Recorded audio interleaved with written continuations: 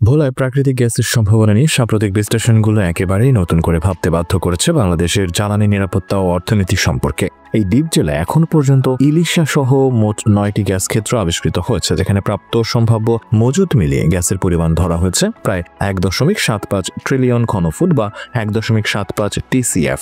দেশের বার্ষিক গ্যাস ব্যবহার প্রায় 1 টিসিএফ, অর্থাৎ শুধু ভোলার বিদ্যমান মজুতই নয়, দেশের গ্যাস চাহিদা মেটানোর জন্য যথেষ্ট প্রায় 1 দশক। তবে সবচেয়ে আশাব্যঞ্জক তথ্যটি হলো এই অনুসন্ধান এখনো পূর্ণাঙ্গ নয়। বিশেষজ্ঞদের ধারণা, দ্বীপ জুড়ে আধুনিক প্রযুক্তি ব্যবহার করে সঠিকভাবে অনুসন্ধান চালানো গেলে আরও 8 টিসিএফ বা তারও বেশি প্রাকৃতিক গ্যাস উত্তোলন সম্ভব। একটি অঞ্চল থেকে মোট 10 টিসিএফ এর মতো গ্যাস পাওয়ার সম্ভাবনা যে কোনো দেশের জন্যই অর্থনৈতিক গেম চেঞ্জার হয়ে উঠতে পারে। তবু অদ্ভুত এক বাস্তবতা হলো, এই বিপুল গ্যাস সম্পদ আজও জাতীয় গ্যাস গ্রিডে পৌঁছতে পারছে না, শুধুমাত্র অবকাঠামোগত অভাবের কারণে। বছরের পর বছর ধরে নীতি নির্ধারকদের কাছ থেকে শোনা গেছে একই যুক্তি: ভোলা থেকে মূল ভূখণ্ডে গ্যাস আনার পাইপলাইন নির্মাণ নাকি অত্যন্ত ব্যয়বহুল, তাই এটি অর্থনৈতিকভাবে লাভজনক নয়। অথচ এই যুক্তির পক্ষে কোনো নির্ভরযোগ্য সম্ভাব্যতা যাচাই, অর্থনৈতিক মূল্যায়ন বা আন্তর্জাতিক তুলনা কখনোই উপস্থাপন করা হয়নি। অনেকে বিশ্বাস করেন, পূর্ববর্তী সরকারের কিছু প্রভাবশালী ব্যবসায়িক গোষ্ঠীর এলএনজি নির্ভর জ্বালানি নীতির সঙ্গে এই অযৌক্তিক দেরির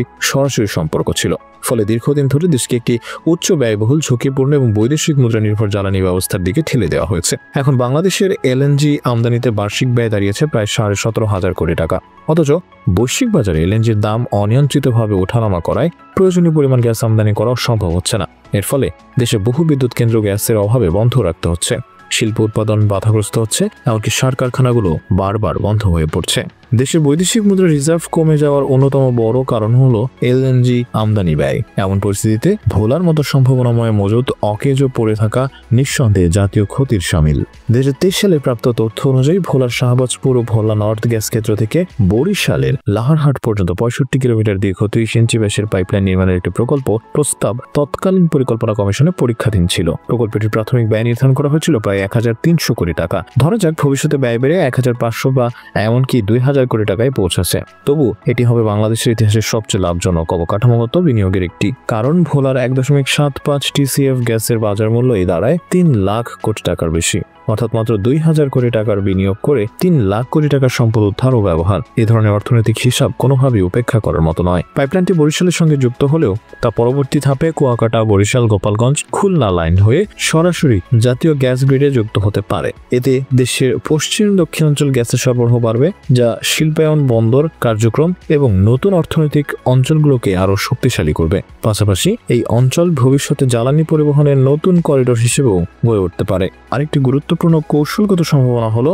এলএনজি সরবরাহে বিকল্প উৎস তৈরি করা। অর্থাৎ বর্তমানে দেশের 2টি এলএনজি টার্মিনালই মহেশখালী উপকূলে। এই এলাকা ভৌগোলিক ও রাজনৈতিকভাবে ঝুঁকিপূর্ণ, বিশেষ করে মিয়ানমারের ঘটনার অনিশ্চয়তার কারণে। যদি ভোলায় একটি নতুন এলএনজি টার্মিনাল স্থাপন করা যায় এবং প্রস্তাবিত পাইপলাইনের মাধ্যমে জাতীয় গ্রিডে সরবরাহ করা হয়, তাহলে বাংলাদেশের জ্বালানি নিরাপত্তা বহুগুণ বেড়ে যাবে। প্রয়োজনে এই পাইপলাইন ভবিষ্যতে দ্বিমুখী ভূমিকা পালন করতে পারবে। একদিকে ভোলার গ্যাস গ্রিডে সরবরাহ করবে, অন্যদিকে সমুদ্র পথে আনা এলএনজি দেশের কেন্দ্রীয় অংশে পৌঁছে দেবে। সবচেয়ে দূরদর্শী সম্ভাবনা লুকিয়ে রয়েছে গভীর সমুদ্রের গ্যাস ক্ষেত্রগুলোতে। বাংলাদেশ এখনো গভীর সমুদ্র থেকে বাণিজ্যিকভাবে গ্যাস উত্তোলন শুরু করতে পারেনি, তবে ভবিষ্যতে যে কোনো সময় বড় ধরনের গ্যাস স্তর আবিষ্কার হওয়ার সম্ভাবনা রয়েছে। এমন পরিস্থিতিতে সমুদ্রের গ্যাসকে এলএনজির আকারে ভোলার মাধ্যমে জাতীয় গ্রিডে আনা হবে সবচেয়ে সাশ্রয়ী কার্যকর উপায়। তাই অনেক বিশেষজ্ঞ মনে করেন, পাইপলাইনের ব্যাস 30 ইঞ্চি থেকে আরো বাড়ানো হলে তা দীর্ঘমেয়াদে আরো লাভজনক হবে। প্রস্তাবিত ভোলা বরিশাল পাইপলাইন প্রকল্পটি যত দ্রুত সম্ভব একনেক সভায় উপস্থাপন করে অনুমোদন প্রয়োজন।